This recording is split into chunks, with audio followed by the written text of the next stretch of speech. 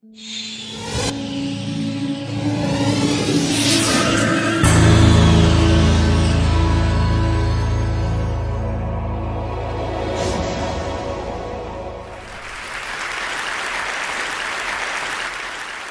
grew up in a very small village in Canada, and I'm an undiagnosed dyslexic. I had a really hard time in school.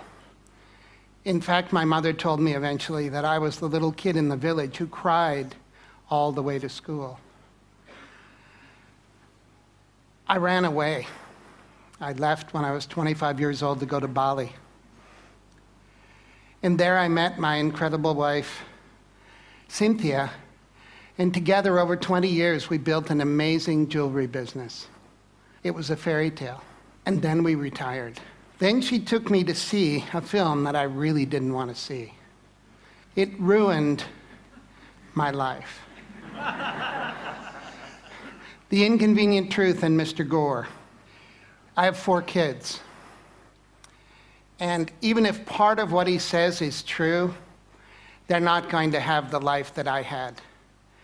And I decided at that moment that I would spend the rest of my life doing whatever I could to improve their possibilities. So here's the world, and here we are in Bali.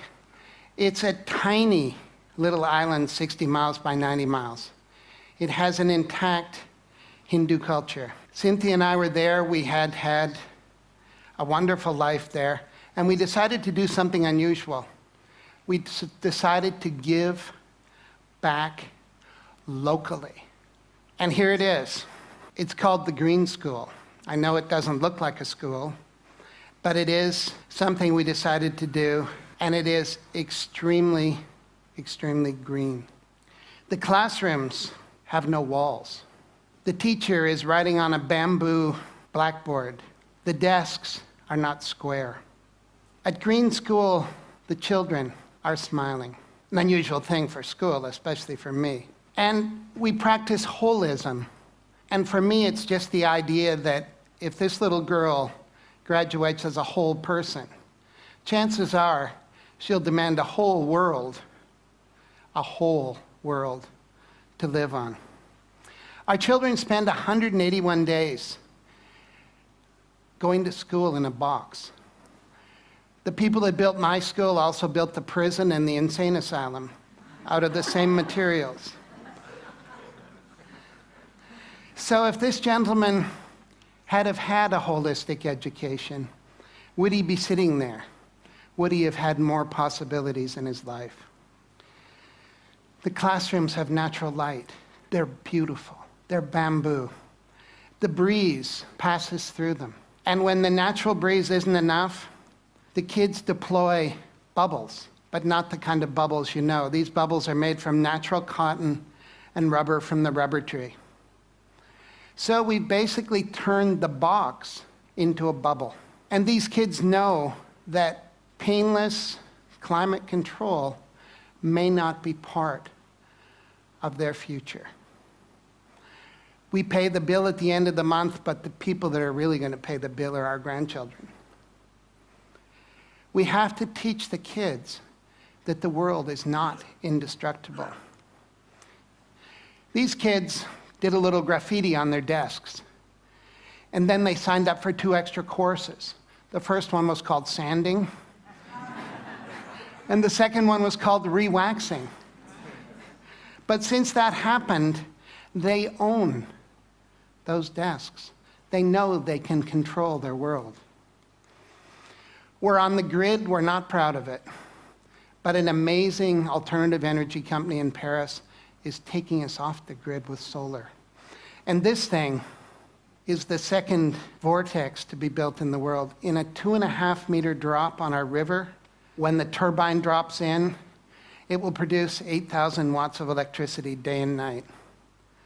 And you know what these are. There's nowhere to flush. And as long as we're taking our waste and mixing it with a huge amount of water, you're all really smart, just do the math. How many people times how much water?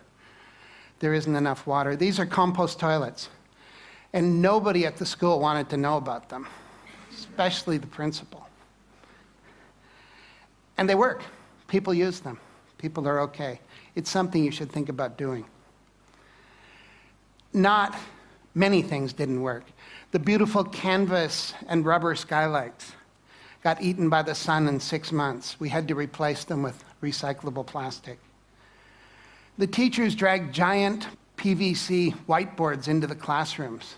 So we had some good ideas. We took old automobile windshields, put paper behind them, and created the first alternative to the whiteboard. Green School sits in South Central Bali, and it's on 20 acres of rolling garden. There's an amazing river traveling through it, and you can see there how we managed to get across the river. I met a father the other day. He looked a little crazed. I said, "Welcome to Green School." He said, "I've been on an airplane for 24 hours. I asked him, why? He said, "I had a dream once about a green school. And I saw a picture of this green school. I got on an airplane. In August, I'm bringing my sons." This was a great thing. But more than that, people are building green houses around Green School so their kids can walk to school on the paths. And people are bringing their green industries, hopefully their green restaurants, to the Green School. It's becoming a community. It's becoming a green model. We had to look at everything. No petrochemicals in the pavement. No pavement. These are volcanic stones laid by hand. There are no sidewalks. The sidewalks are gravel. They flood when it rains, but they're green. This is the school buffalo. He's planning to eat that fence for dinner. All the fences at Green School are green. And when the kindergarten kids recently moved their gate, they found out the fence was made out of tapioca. They took the tapioca roots up to the kitchen, sliced them thinly, and made delicious chips. Landscaping. We managed to keep the garden that was there running right up to the edge of each of the classrooms. We dropped them gently in. We made space for these guys, who are Bali's last black pigs. And the school cow is trying to figure out how to replace the lawnmower on the playing field. These young ladies are living in a rice culture, but they know something that few people know in a rice culture. They know how to plant organic rice. They know how to look after it. They know how to harvest, and they know how to cook it. They're part of the rice cycle, and these skills will be valuable for them in their future.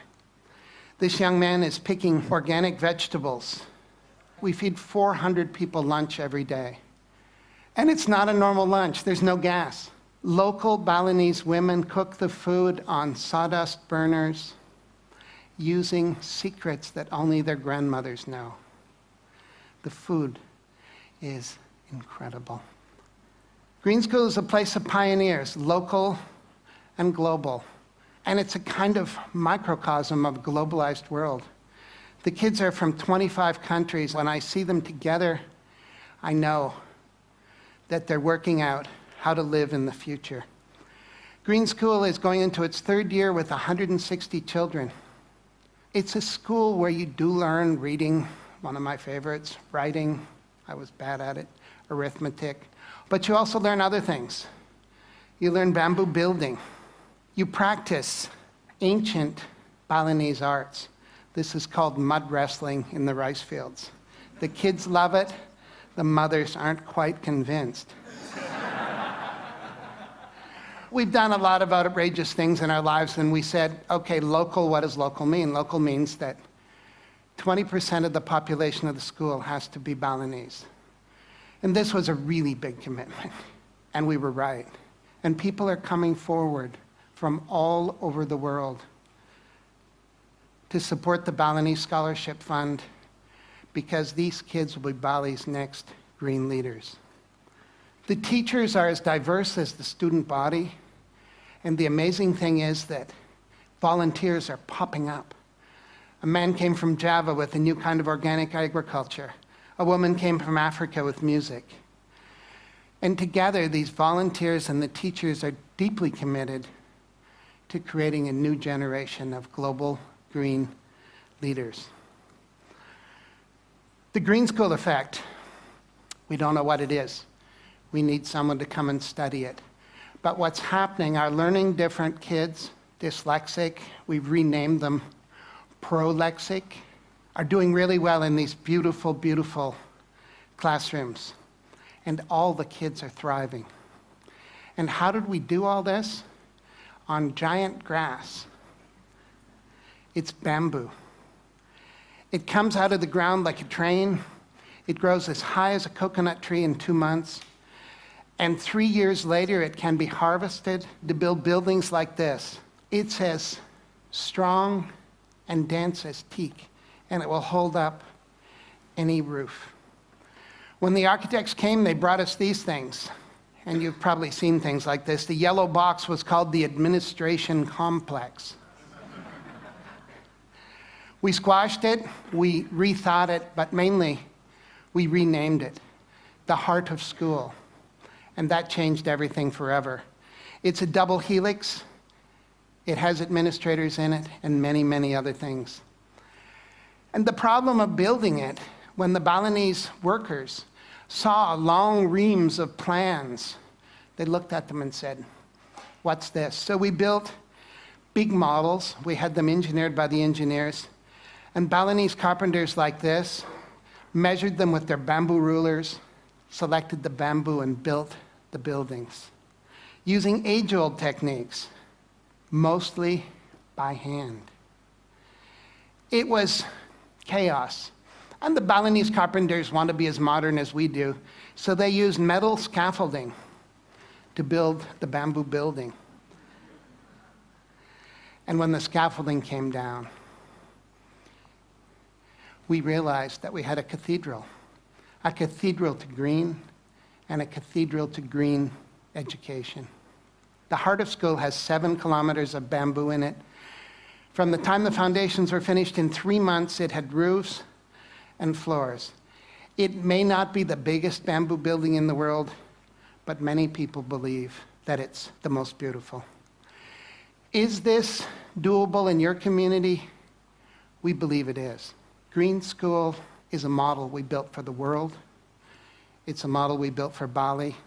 And you just have to follow these simple, simple rules. Be local, let the environment lead, and think about how your grandchildren might build. So, Mr. Gore, thank you. You ruined my life, but you gave me an incredible future. And if you're interested in being involved in finishing Green School and building the next 50 around the world, please come and see us. Thank you.